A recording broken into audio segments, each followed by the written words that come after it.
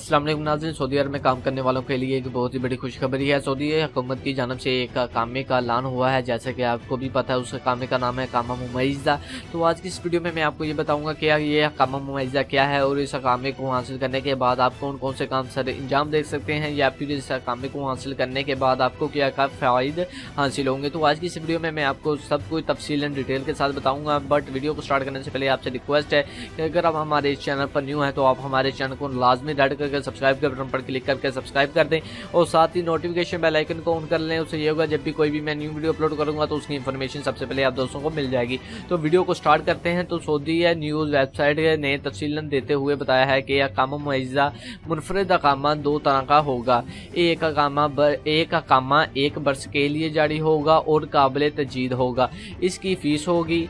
दूसरा अकामा गैर मुद्दत के लिए जारी किया जाएगा, जिसकी हैसियत अकामा दायमिया की होगी। मुनफरद अकामा हासिल करने के लिए मुतअद्दिद शराइत रखी गई हैं, जो कुछ यूँ हैं।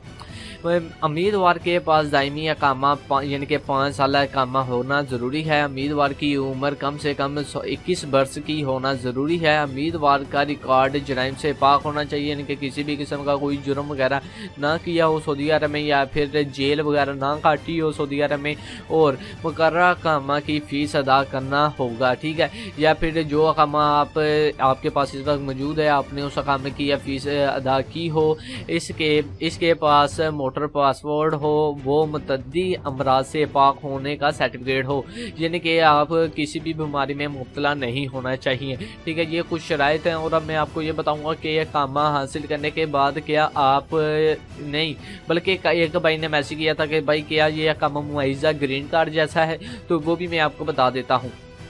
तो यहाँ पर सऊदी हुकूमत की जानब से एक और ऐलान है कि इस अकामे को हासिल करने वाले अफराद के लिए शर्त रखी गई है कि वो मक्का मदीना और सरहदी इलाकों में जायदाद खरीद नहीं सकते।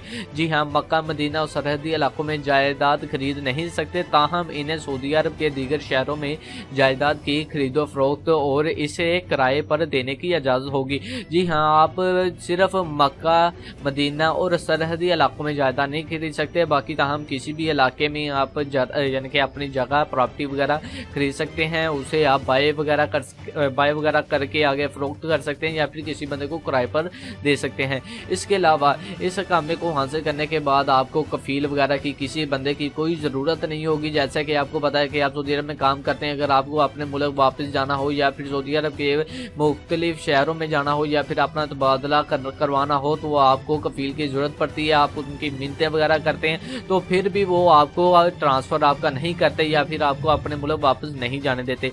लेकिन इस कामे को हासिल करने के बाद आप जब मर्जी चाहें अपने मुल्क वापस आ सकते हैं, या फिर के सऊदी अरब के किसी भी दूसरे शहर में जा सकते हैं, या फिर अपने तबादले की अपील खुद ब खुद कर सकते हैं। इसके अलावा सऊदी अरब